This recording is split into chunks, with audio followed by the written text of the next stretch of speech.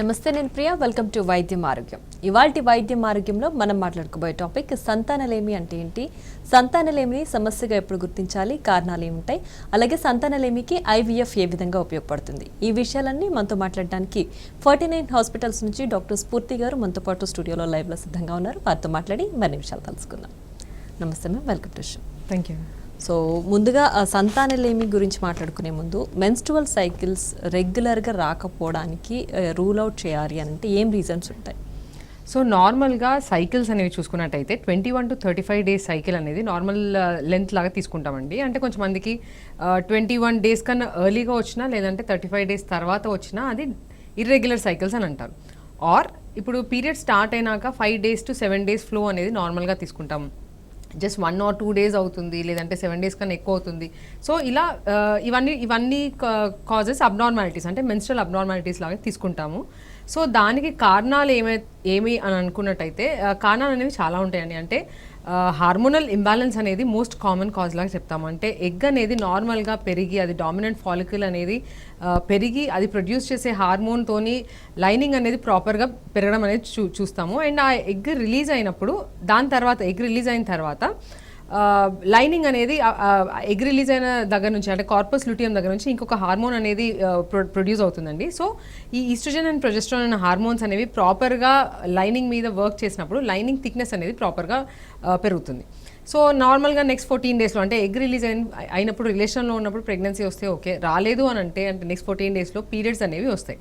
So ఈ estrogen progesterone hormones అనేవి correct మోతాదులో పెరిగి అది ఆ 14 డేస్ తర్వాత ఎప్పుడైతే ప్రెగ్నెన్సీ రాలేదు అని బాడీ డిటెక్ట్ చేస్తుందో అప్పుడు ఆ వాల్యూస్ అనేది కంప్లీట్గా తగ్గిపోవడం వల్ల ఆ విత్డ్రాల్ బ్లీడింగ్ అనేది అవ్వడం జరుగుతుంది. సో ఇది నార్మల్ ప్రోటోకాల్. సో ఎవరికైతే ఆ హార్మోనల్ ఇంబ్యాలెన్స్, అంటే దానికి కారణాలు అనేవి చాలా ఉంటాయండి. అంటే ఈ ప్రొడ్యూస్ చేసిన ఎగ్లోంచి హార్మోన్స్ అనేవి సరిగ్గా రాకపోవడం, లేదంటే బ్రెయిన్లోంచి హార్మోన్స్ అనేవి సరిగ్గా వెళ్ళకపోవడం, లేదంటే ఇప్పుడు ఈ హైపోథలామో పిట్యూటరీ గొనాడల్ యాక్సిస్, ఓవేరియన్ యాక్సిస్ అనేది సరిగ్గా పనిచేయాలంటే వేరే హార్మోన్స్, అంటే థైరాయిడ్ హార్మోన్, లేదంటే ప్రొలాక్టిన్ అనే హార్మోన్, అడ్రినల్ కార్టికోట్రోపిక్ హార్మోన్, ఇలా చాలా హార్మోన్స్ అనేవి ఇంటర్లింక్డ్ ఉంటాయి. సో ఈ హార్మోన్స్ అనేవి సరిగ్గా, ఈ వేరే హార్మోన్స్ అనేవి సరిగ్గా లేకపోయినా కూడా ఎగ్ అనేది సరిగ్గా పెరగకపోవడం చూస్తుంటాము. అండ్ యానోవ్యులేటరీ సైకిల్స్లో పీరియడ్స్ అనేవి ఇర్రెగ్యులర్ అవ్వడం చూస్తుంటాం. సో ఇవి నేను చెప్పినట్టు హార్మోనల్ కాజెస్. అది కాకుండా నాన్ హార్మోనల్ కాజెస్, అంటే వేరే కాజెస్ లాగా చూసినట్టయితే లైనింగ్ ఒకవేళ ఇర్రెగ్యులర్, అంటే లైనింగ్లో డ్యామేజ్ ఉండడం. సో కొంతమందికి ఏంటంటే థిన్ ఎండోమెట్రియం అని చూస్తుంటాము. సో వాళ్ళలో ఏంటంటే ఈవెన్ దో హార్మోన్స్ అనేవి బాగానే ఉన్నా కూడా ఆ లైనింగ్ అనేది సరిగ్గా ఉండడు. అది ఏదో కారణాల వల్ల లోపల అతుకులు ఉండడము, లేదంటే లైనింగ్ లోపల పొర అనేది, అంటే బేసల్ ఎండోమెట్రియం అనేది అది డ్యామేజ్ అవ్వడం వల్ల, ఇన్ఫెక్షన్స్ ఉండడం, ఇలా ఏదైనా కారణాల వల్ల అది డ్యామేజ్ అయినప్పుడు ఆ లైనింగ్ అనేది సరిగ్గా పెరగదండి.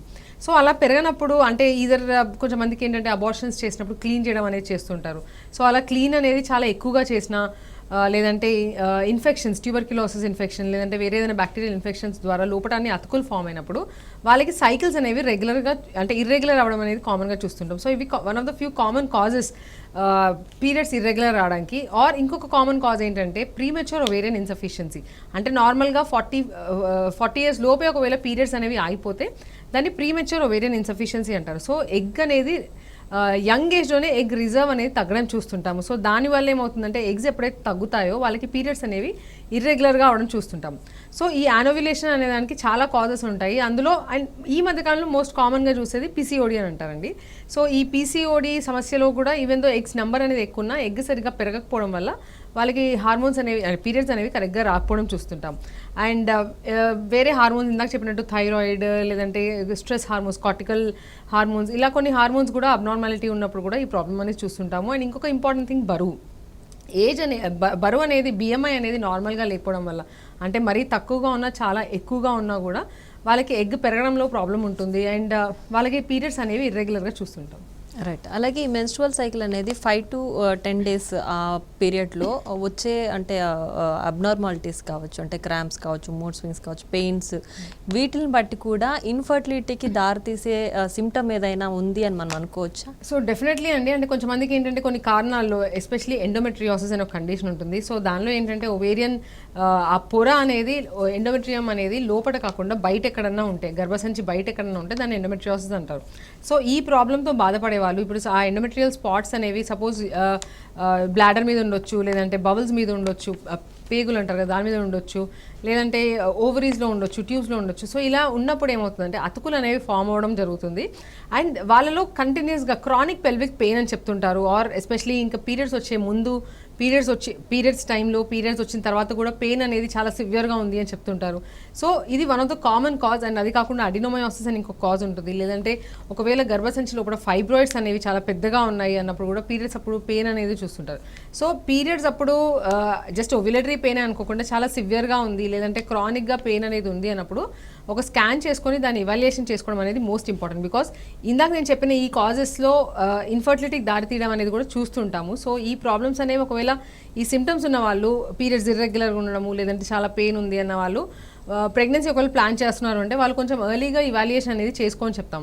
ఈవెన్ ఇన్ఫర్టిలిటీ డయాగ్నోసిస్లో కూడా అదే చెప్తాం. అంటే 1 year నార్మల్గా వెయిట్ చేయమని ఎవరికైనా చెప్తాం. ప్రెగ్నెన్సీ ప్లాన్ చేసినప్పుడు ప్రెగ్నెన్సీ రాకపోతే 1 year వరకు ట్రై చేయమని చెప్తాం. బట్ ఎవరికైతే సైకిల్స్ ఇర్రెగ్యులర్ ఉన్నాయి, కొంచెంమంది ఓన్లీ టాబ్లెట్స్ వేసుకుంటూనే వస్తాయి అంటారు, లేదంటే టాబ్లెట్స్ వేసుకుని 6 months 7 months వరకు రాదు అంటారు. సో అలాంటి వాళ్ళకి 1 year వరకు వెయిట్ చేయమని చెప్పాము. వాళ్ళు 6 monthsలో వెయిట్ చేసి ప్రెగ్నెన్సీ రాకపోతే వాళ్ళకి ఇవాల్యుయేషన్ అనేది కొంచెం ఎర్లీగా అందుకని అడ్వైస్ చేస్తాం. రైట్. అలాగే అంటే ఇప్పుడు మీరు చెప్పిన సిమ్టమ్స్ ప్రెగ్నెన్సీ రాకముందంటే త్వరగా ప్లాన్ చేసుకోమనేది ఒక సొల్యూషన్. అలాగే పిల్లలు కలిగిన వాళ్ళకి ఇలా జరిగే ఛాన్స్ ఉందా? వాళ్ళకి ఎలాంటి ట్రీట్మెంట్ ఉంటుంది? సో డెఫినెట్లీ అండి. అంటే ఎండోమెట్రియోసిస్ ఉండడం వల్ల, లేదంటే ఏదైనా ప్రాబ్లం ఉన్నప్పుడు వాళ్ళకి ప్రెగ్నెన్సీ రావడంలో ప్రాబ్లం ఉంటుందని చెప్తాం, కానీ అందరికీ యూనివర్సల్గా ఉండదు. సో కొంచెంమందికి న్యాచురల్గా ప్రెగ్నెన్సీ వస్తుంది, వాళ్ళకి అసలు ఈ ప్రాబ్లమ్స్ ఉన్నాయని కూడా తెలియదు. ఈదర్ ఓన్లీ ప్రెగ్నెన్సీలో స్కాన్స్ చేసినప్పుడే వాళ్ళకి ఇట్లా సిస్ట్లు ఉన్నాయని బయటపడడం, లేదంటే గడ్డలు ఉన్నాయని బయటపడతాయి. కొన్నిసార్లు నార్మల్ ప్రెగ్నెన్సీ అనేది కూడా నార్మల్గా కంటిన్యూ అవుతుంది. సో అలాంటి వాళ్ళకి వన్స్ ఫ్యామిలీ కంప్లీట్ అయిన తర్వాత ఏదైతే ఆ ప్రాబ్లం ఉందో దాన్ని కంట్రోల్లో పెట్టుకోవడానికి medical management or surgical management అనే ఆప్షన్స్ దాని తర్వాత కూడా అడ్వైస్ చేస్తాం. బికాస్ ఓన్లీ ప్రెగ్నెన్సీ అని కాదు, కానీ లోకల్ హార్మోనల్ ఇంబ్యాలెన్స్ ఉన్నప్పుడు ఇలా ప్రాబ్లమ్స్ అనేవి ఎక్కువ చూస్తుంటాము. సో పీరియడ్స్ అనేవి రెగ్యులర్గా వచ్చినప్పుడే, మెన్స్ట్రల్ హెల్త్ అనేది బాగున్నప్పుడే ఓవరాల్ హెల్తీగా ఉంటారు. సో ఇలా ఏదైనా ప్రాబ్లం ఉంది అన్నప్పుడు జస్ట్ ఫర్ ప్రెగ్నెన్సీ అని కాకుండా అదర్వైజ్ కూడా వాళ్ళకి ఇవాల్యుయేషన్ అనేది అడ్వైస్ చేస్తాం. రైట్. అలాగే జనరల్గా ఎండోమెట్రియోసిస్ అనేది ఎవరికి వస్తుంది, ఎలా ట్రీట్ చేస్తారు? సో ఎండోమెట్రియోసిస్ అనేది రీప్రొడక్టివ్ ఏజ్ గ్రూప్లో చాలా కామన్గా చూస్తామండి. సో ఈస్ట్రోడియోల్ అనే హార్మోన్ అది చాలా హైపర్ రెస్పాన్సివ్ ఉన్న వాళ్ళలో ఈ కండిషన్ అనేది ఎక్కువ చూస్తుంటాం. సో ఇందాక చెప్పినట్టు ఆ ఎండోమెట్రియం అంటే గర్భసంచి లోపటి పొరని ఎండోమెట్రియం అంటారు. సో అది నార్మల్గా ఎవ్రీ పీరియడ్లో అది షెడ్ అవుతుంది అండ్ మళ్ళీ నెక్స్ట్ సైకిల్లో అది కొత్తగా లైనింగ్ అనేది ప్రిపేర్ అవ్వడం జరుగుతుంది. సో ఎవరికైతే ఎండోమెట్రియోసిస్ అనే కండిషన్ ఉందో వాళ్ళకి ఏంటంటే ఆ లైనింగ్, ఇందాక చెప్పిన గర్భసంచి లోపట పొర గర్భసంచి బయట ఉండడం జరుగుతుంది. సో ఎవరైతే బరువు ఎక్కువగా ఉన్నారో, లేదంటే రిప్రొడక్టివ్ ఏజ్ గ్రూప్ ఎస్పెషలీ ఇలా ప్రాబ్లమ్స్ ఉన్నాయి అండ్ పీరియడ్స్ అనేవి చాలా ఎక్కువగా డ్యూరేషన్లో ఉంటాయి అండ్ ఎక్కువ ఫ్లో ఉంది, ఇలాంటి వాళ్ళ రిస్క్ ఫ్యాక్టర్స్ అనేవి చూస్తాం. సో ఈ రిస్క్ ఫ్యాక్టర్స్ ఉన్న వాళ్ళలో అంటే ఇందాక చెప్పినట్టు సపోజ్ ఆ ఎండోమెట్రియోసిస్ అనేది ఓవరీలో ఉంది అన్నప్పుడు స్కాన్ చేస్తే మనకు ఓవేరియన్ ఎండోమెట్రియోమా అనేది స్కాన్లో తెలుస్తుంది.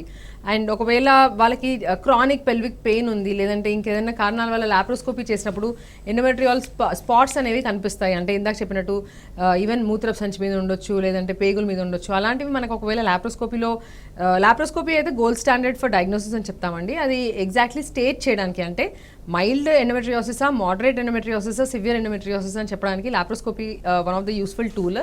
సో ఏదైనా కారణాల వల్ల చేసినా, లేదంటే ఎందుకు ఇలా పెయిన్ వస్తుంది అనేది చూడడానికి చేసినా కూడా ఒకవేళ లాప్రోస్కోపీలో కనిపించింది అన్నప్పుడు దాన్ని మనం ఈవెన్ ఇందాక చెప్పినట్టు ఆ సివియారిటీ అనేది గ్రేడ్ చేయడం అనేది చాలా ఇంపార్టెంట్. అండ్ అలా చేసిన తర్వాత బికాస్ ట్రీట్మెంట్ పేషెంట్ ఎటువంటి ట్రీట్మెంట్ అంటే ఏ కంప్లైంట్తో వచ్చింది అనే దాన్ని బట్టి దాని ట్రీట్మెంట్స్ అనేవి కూడా ఇందాక చెప్పినట్టు మైల్డా సివియరా అనేది దాన్ని బట్టి ట్రీట్మెంట్స్ అనేది అడ్వైస్ చేస్తాం.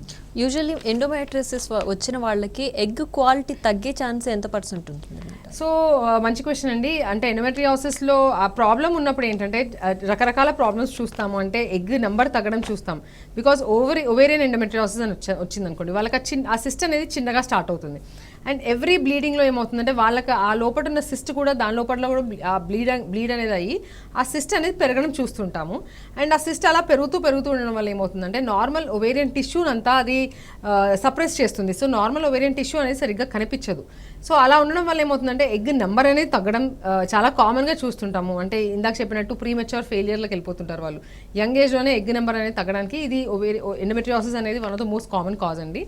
అండ్ అది కాకుండా ఈవెన్ దో ఎగ్ నెంబర్ బాగానే ఉన్నా కూడా క్వాలిటీ వైజ్ చూసుకున్నా కూడా, బికాస్ ఇందాక నేను చెప్పినట్టు ఆ సిస్ట్ లోపల బ్లీడ్ అనేది అవ్వడం వల్ల లోకల్ ఇరిటేషన్, లోకల్ హార్మోన్స్ అనేవి కొన్ని ప్రోస్టగ్లాండిన్స్ అనేవి ఎక్కువ ఉండడము, లోకల్ సైటోకైన్ ప్రొడక్షన్ అంటే కొన్ని బాడీలో కొన్ని హార్మోన్స్ అనేవి ఎక్కువ తక్కువలో ప్రొడ్యూస్ అవడం, ఆ ఇంబ్యాలెన్స్ వల్ల ఏమవుతుందంటే క్వాలిటీ కూడా తగ్గడం చూస్తుంటాం. ఎస్పెషలీ ఐవీఎఫ్కి వెళ్ళినప్పుడు వీళ్ళలో కొంచెం మందిలో ఎక్స్పెక్టెడ్ నెంబర్ ఆఫ్ ఎగ్స్ వచ్చినా కూడా వాళ్ళలో క్వాలిటీ అనేది కొంచెం తక్కువగా ఉండడము అండ్ ఎంబ్రియో ఫామ్ అయినప్పుడు కూడా కొంచెం తక్కువ క్వాలిటీలో ఫామ్ అవడం అనేది చూస్తున్నాం. రైట్. స్ఫూర్తి గారు, అయితే ఇన్ఫర్టిలిటీ విషయంలో మాట్లాడుకుంటే ఒకప్పటితో కంపేర్ చేసుకుంటే ఇప్పుడు male and female ratio almost ఈక్వల్గానే ఉందని చెప్పొచ్చు. సో మేల్లో యూజువల్లీ ఎలాంటి రీజన్స్ ఉంటాయి అండ్ ఇప్పుడు ఎక్కువ అవ్వడానికి రీజన్స్ ఏంటి? So male and female infertility అనేది చూసుకున్నట్టయితే, అంటే ఒకప్పుడు ఒక మిత్ ఉండేదండి, అంటే ఇన్ఫర్టిలిటీ ప్రాబ్లం అనగానే ఓన్లీ ఫీమేల్స్లో ఉంటుంది, మేల్స్లో ఉండదు అనే ఒక అపోహ ఉండేది. సో ఇప్పుడు చూసుకున్నట్టయితే 1/3 కాజెస్ ఈచ్ అని చెప్తామండి. అంటే మేల్లో 1/3, ఫీమేల్లో 1/3, ఇద్దరిలో కలిపి 1/3 కాజెస్లో ఉంటాయి. అండ్ ఒక 10%లో ఏంటంటే ఎవరిలో మేజర్ ప్రాబ్లం కనిపించదు బట్ స్టిల్ ప్రెగ్నెన్సీ రాదు, వాళ్ళని అన్ఎక్స్ప్లెయిన్ ఇన్ఫర్టిలిటీ అంటాం. సో కాజెస్ వైజ్ చూసుకున్నట్టయితే మేల్స్లో నార్మల్గా మేల్ దీనిలో చూసినట్టయితే వాళ్ళకి స్పర్మ్ ప్రొడక్షన్ అనేది ఎవ్రీ టైం అది కంటిన్యూస్ ప్రొడక్షన్ అనేది అవుతూ ఉంటుంది. ఈవెన్ దో ఓల్డ్ ఏజ్లో కూడా, అంటే యంగ్ ఏజ్తో కంపేర్ చేస్తే ఓల్డ్ ఏజ్లో బట్ కొంచెం తక్కువ ఉంటుంది, బట్ స్టిల్ ప్రొడక్షన్ అనేది కంటిన్యూస్గా ఉంటుంది. బట్ ఈ మధ్యకాలంలో ఏంటంటే, అంటే ఒక బేసిక్ సీమెన్ అనాలిసిస్ చేసినప్పుడు కొన్ని పారామీటర్స్ చూస్తాం. కౌంట్ అనేది ఎలా ఉంది, మొటిలిటీ ఎలా ఉంది, మార్ఫాలజీ ఎలా ఉంది అనేది చూస్తాం. అలా చూసినప్పుడు కంప్లీట్ కౌంట్ అనేది చాలా తక్కువగా రావడం ఆర్ జీరో రావడం అనేది కూడా చూస్తుంటాం. సో అలా వచ్చినప్పుడు కాజెస్ ఏంటి అనేవి చూసుకున్నట్టయితే అబ్స్ట్రక్టివ్, నాన్ అబ్స్ట్రక్టివ్ అజోస్పర్మియా అని అంటాము. అంటే ఏదైనా బయటికి వెళ్ళే వేలో అబ్స్ట్రక్షన్ ఉందా, లేదంటే ప్రొడక్షన్ అంటే టెస్టిస్ అనేది ఫెయిలియర్లకు వెళ్ళిపోతుందా అనేది 2 కాజెస్, కామన్ కాజెస్గా చూస్తామండి. అండ్ టెస్టిస్ ఫెయిలియర్ అనేది మళ్ళీ దానికి వేరే రకరకాల కాజెస్ ఉంటాయి. అంటే బ్రెయిన్లోంచి హార్మోన్స్ సరిగ్గా వెళ్ళకపోవడము, బ్రెయిన్లో ఏమన్నా మాస్ లాగా ఉండడము, లేదంటే ఏదైనా ట్రామా అంటే ఏదైనా ఇంజురీ అవ్వడము అలా అయినా ఉండడము, లేదంటే టెస్టిస్ అనేది ఫెయిలియర్లో ఉంది. అంటే చిన్నప్పుడు కొంతమందికి కంప్లైంట్స్ చెప్తుంటారు, ఏదైనా క్రికెట్ బాల్ తాకడము, లేదంటే ఏదైనా సర్జరీస్ అవ్వడము, టెస్టిక్యులర్ ఏరియాలో, ఇంగ్వైనల్ ఏరియాలో ఏదైనా సర్జరీస్ అవ్వడం, ఇలా ఏదైనా కాజెస్ ఉన్నప్పుడు ఆర్ కొన్ని కండిషన్స్లో ఏంటంటే వాళ్ళకి ఆ స్పర్మ్ మెచ్యురేషన్ డిఫెక్ట్స్ అనేవి ఉంటాయి.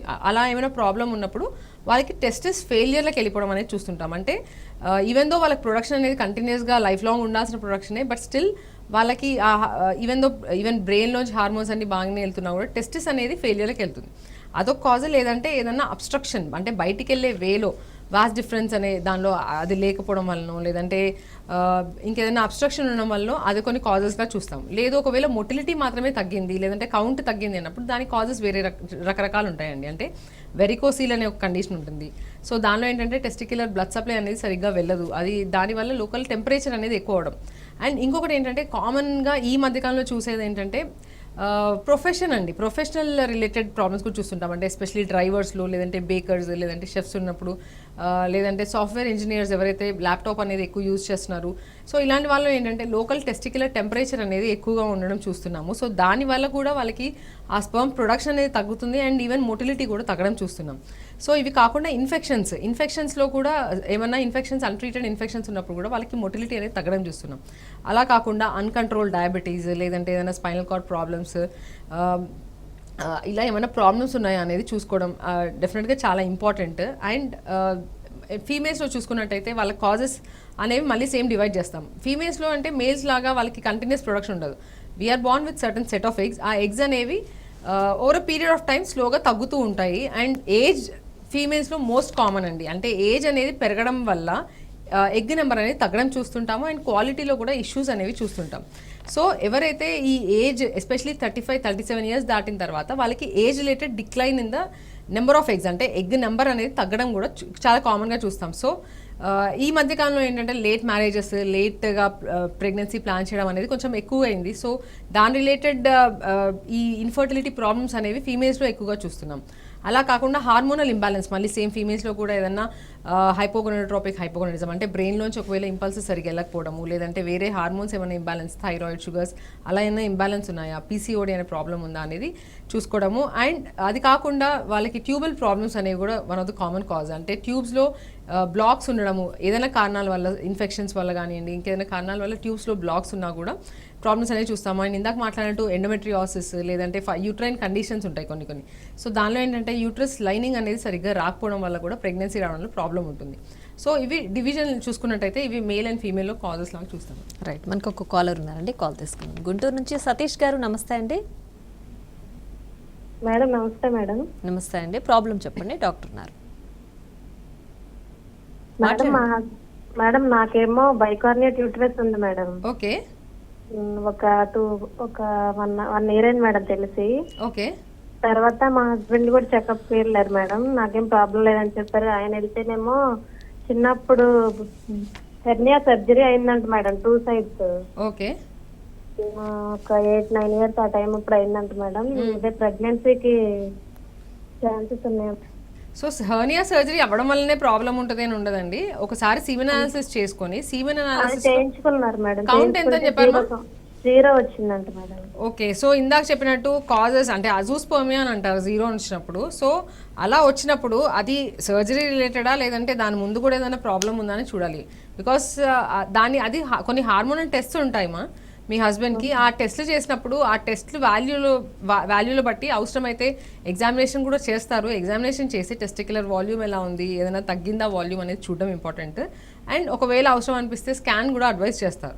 సో ఈ స్కాన్లో ప్లస్ హార్మోన్స్లో మనకి మోస్ట్ ఆఫ్ ద టైమ్స్ తెలిసిపోతుంది, అంటే అది అబ్స్ట్రక్టివ్ అజూస్పర్మియానా నాన్ అబ్స్ట్రక్టివ్ అజూస్పర్మియా అని తెలుస్తుంది. అండ్ అలా వచ్చినప్పుడు ఒకవేళ ఆ వాల్యూ బట్టి వాళ్ళకి సక్సెస్ అంటే ఎంత పర్సెంటేజ్ ఇలా 0 వచ్చినప్పుడు ఒక ఆప్షన్ ఇస్ ఐవీఎఫ్కి వెళ్ళడం అండి. అండ్ ఐవీఎఫ్ వెళ్ళిన తర్వాత మీ ఏదైతే మీ పికప్ ఉంటుందో ఆ రోజు మీ హస్బెండ్కి ప్రొసీజర్స్ ఉంటుంది, అంటే టీజా కానీ మైక్రో టీజే కానీ ఒక ప్రొసీజర్ ఉంటుంది. సో టెస్టిస్ నుంచి స్పర్మ్స్ తీయడానికి ట్రై చేస్తారు, అది దొరికినాయంటే అవి యూజ్ చేయొచ్చండి. సో ఒకసారి ఇవాల్యుయేషన్ అనేది చాలా ఇంపార్టెంట్ మీ కండిషన్. రైట్ డాక్టర్, అలాగే అన్ఎక్స్ప్లెయిన్ ఇన్ఫర్టిలిటీలో అంటే అప్పటికే అన్ని టెస్టులు చేసి అన్నిట్లో నార్మల్ వచ్చిన తర్వాతనే అన్ఎక్స్ప్లెయిన్డ్ అని చెప్తారు. సో అలాంటి కేసెస్లో ఎలా రూల్ అవుట్ చేస్తారు, ఏంటి ప్రాబ్లం అనేది? డైరెక్ట్ ఐవీఎఫ్ సజెస్ట్ చేస్తారా ఆర్ ఫీమేల్ అండ్ మేల్లో ఎవరిని ఎక్కువ ట్రీట్ చేస్తారు? సో అన్ఎక్స్ప్లెయిన్ ఇన్ఫర్టిలిటీ అంటే మీరు అన్నట్టు బేసిక్ ఇవాల్యుయేషన్లో ఏ ప్రాబ్లం కనిపించదండి. బట్ వాళ్ళకి ఏంటంటే వాళ్ళు ఏమనుకుంటారంటే ఇంకేం ప్రాబ్లం లేదు అనుకుంటారు. బట్ అలా కాదు, అంటే బేసిక్ ఇవాల్యుయేషన్లో ఏ ప్రాబ్లం లేదు, కానీ అట్లాంటి వాళ్ళలో అడ్వాన్స్ టెస్ట్ చేసినప్పుడు రిట్రోస్పెక్టివ్గా మనకి చూసినప్పుడు ప్రాబ్లమ్స్ అనేవి బయటపడుతుంటాయి. సో నార్మల్గా ఏంటంటే బేసిక్ ఇవాల్యుయేషన్లో ఎగ్ కౌంట్ అనేది ఎలా ఉందో చూస్తాము, ట్యూబ్ ఓపెన్ ఉందా లేదా అనేది ట్యూబ్ టెస్ట్ ద్వారా చూస్తాము, అండ్ ఎగ్ పెరుగుతుంది రిలీజ్ అవుతుంది అనేది స్కాన్లో కన్ఫర్మ్ చేసుకుంటాం. అండ్ సీమెన్ అనాలిసిస్లో సీమెన్ కౌంట్ అనేది ఎలా ఉంది, మొటిలిటీ ఎలా ఉంది అనేది తెలుస్తుంది. సో నార్మల్గా ఇట్లా అన్ఎక్స్ప్లెయిన్ ఇన్ఫర్టిలిటీ అని డయాగ్నోస్ చేసినప్పుడు రైట్ అవే ఐవీఎఫ్ అనేది అడ్వైస్ చేయమండి.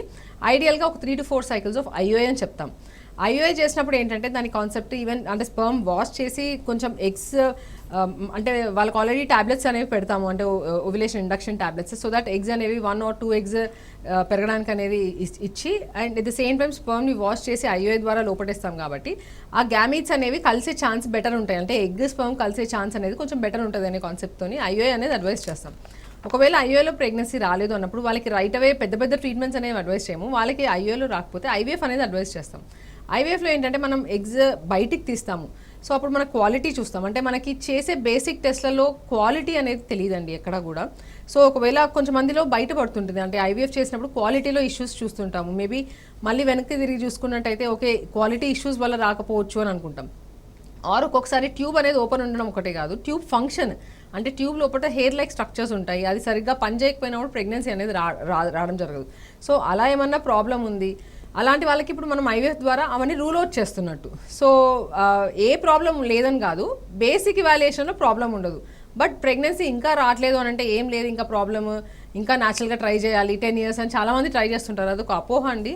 1-2 yearsలో అన్ని బాగున్నా కూడా ఇంకా 1 year వరకు ప్రెగ్నెన్సీ రావట్లేదు, 2 yearsలో ప్రెగ్నెన్సీ రావట్లేదంటే ఇంకా అలానే వస్తుందని వెయిట్ చేయమని చెప్పము. ఐఓఐ అడ్వైస్ చేస్తాము, ఐఓలో ప్రెగ్నెన్సీ రాకపోతే ఐవీఎఫ్కి వెళ్ళడం అడ్వైస్ చేస్తాం. రైట్, అలాగే ఐవీఎఫ్ అనేది ఎక్స్పెన్సివ్ ప్రొసీజర్ కదా, సో మ్యాక్సిమం ఎన్ని సైకిల్స్ వరకు ఒక కపుల్కి మీరు సజెస్ట్ చేస్తారు?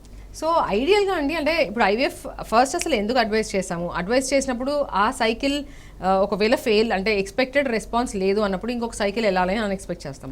సో ఇంకొక సైకిల్ వెళ్ళే ముందు అంటే సెకండ్ సైకిల్ వెళ్ళే ముందు ఫస్ట్ సైకిల్లో ఎక్కడ ప్రాబ్లం వచ్చింది అనేది చూసుకోవడం చాలా ఇంపార్టెంట్ అండి. బికాస్ ఇప్పుడు ఎగ్ కౌంట్ అనేది చాలా తక్కువగా ఉంది, 1 egg 2 eggs ఉన్నాయి అన్నప్పుడు ఓకే, అలాంటి వాళ్ళకి పూలప్ సైకిల్స్ అనేవి మనం 3 or 4 cycles కూడా చేయొచ్చు. కానీ ఒకవేళ ఎగ్ నెంబర్ అంతా బాగుంది, మిగతా ఏం మేజర్గా ఇష్యూస్ లేవు, బట్ బయటికి తీసినప్పుడు క్వాలిటీ చాలా తక్కువగా ఉంది అన్నప్పుడు మనం ఇంకొక సైకిల్ వెళ్తున్నాము అన్నప్పుడు మనకు కొన్ని మెడికేషన్స్ అనేవి ఎక్కువగా అంటే డిఫరెంట్ చేంజ్ చేయడము, ప్రోటోకాల్స్ అనేవి చేంజ్ చేయడం చేస్తుంటాం.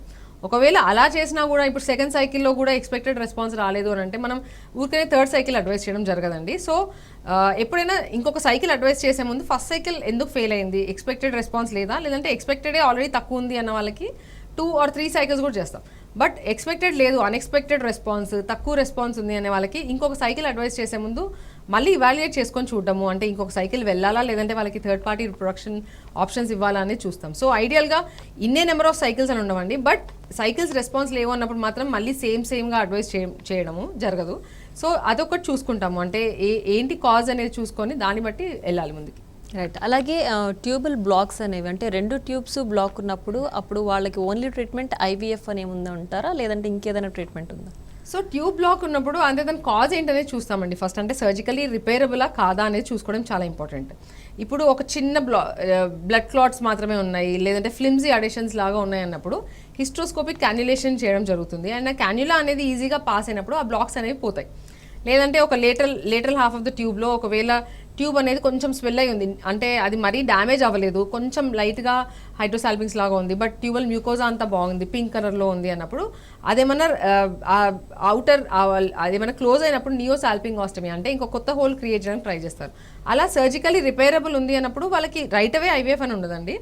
లేదు ఒకవేళ చూడడానికి లాప్రోస్కోపీ చేసాము, చూడడానికి ట్యూబ్ చాలా డ్యామేజ్ అయి ఉంది, లేదంటే ట్యూబ్ టెస్ట్లోనే హెచ్ఎస్జీ చేసినప్పుడు ట్యూబ్ అనేది చాలా స్వెల్ అయి ఉంది, చాలా డ్యామేజ్డ్గా కనిపిస్తుంది అన్నప్పుడు మాత్రం వాళ్ళకి ఐవీఎఫ్ ఈజ్ ఐడియల్ ఆప్షన్ లాగా చెప్తామండి. ఇన్ఫ్యాక్ట్ ఒకవేళ హైడ్రోసాల్పింగ్స్ ఉంది అంటే వాళ్ళకి ఐవీఎఫ్ వెళ్ళి ఎగ్ పికప్ తర్వాత అంటే ట్రాన్స్ఫర్కి ముందే ట్యూబ్ డీలింకింగ్ అనేది అడ్వైస్ చేస్తే సక్సెస్ రేట్ అనేది పెరగడం చూస్తుంటాం. సో అది సర్జికలీ రిపేరబులా ఇర్రిపేరబులా అనేది చూసుకొని దాన్ని బట్టి వాళ్ళకి ట్రీట్మెంట్ అనేది అడ్వైస్ చేస్తాం.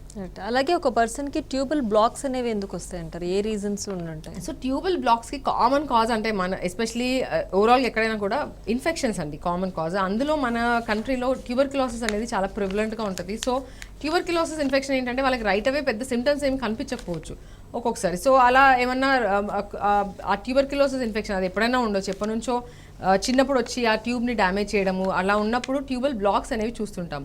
అలా కాకుండా వేరేమైనా బ్యాక్టీరియల్ ఇన్ఫెక్షన్స్, క్లమైడియల్ ఇన్ఫెక్షన్స్ అని కొన్ని ఇన్ఫెక్షన్స్ ఉంటాయి. దానిలో ఏమన్నా ట్యూబ్ డ్యామేజ్ అంటే పిఐడి వచ్చింది వాళ్ళకి ఆ ట్యూబ్ డ్యామేజ్ అనేది అవ్వడం అనేది చూస్తుంటాము. అండ్ ఇంకో కాజ్ ట్యూబల్ ఎండోమెట్రియోసిస్. ఇందాక చెప్పినట్టు ఎండోమెట్రియోసిస్ అనేది ట్యూబ్లో ఉన్నట్టయితే ఆ ట్యూబ్ నార్మల్ అనాటమీ అనేది డిస్టార్ట్ చేస్తుంది అండ్ లోపల అన్ని అతుకుల్లాగా ఫామ్ చేస్తుంది. సో ఇవి కామన్ కాజెస్ లాగా చూస్తాము. అండ్ కొంచెమంది ఏంటంటే ఆల్రెడీ సర్జరీ అయిపోతుంది వాళ్ళకి, అంటే పిల్లలు వద్దనుకొని వాళ్ళు ప్రెగ్నెన్సీ ట్యూబెక్టమీ చేసుకుంటారు, మళ్ళీ రీకనలైజేషన్ ఆపరేషన్ చేయించుకుంటారు, అది ఒక్కొక్కసారి ఫెయిల్ అవడం వల్ల కూడా ఆ బ్లాక్స్ అనేవి అలానే ఉండిపోతాయి. సో ఇవి కామన్ కాజెస్ లాగా తీసుకుంటామండి ట్యూబల్ బ్లాక్స్.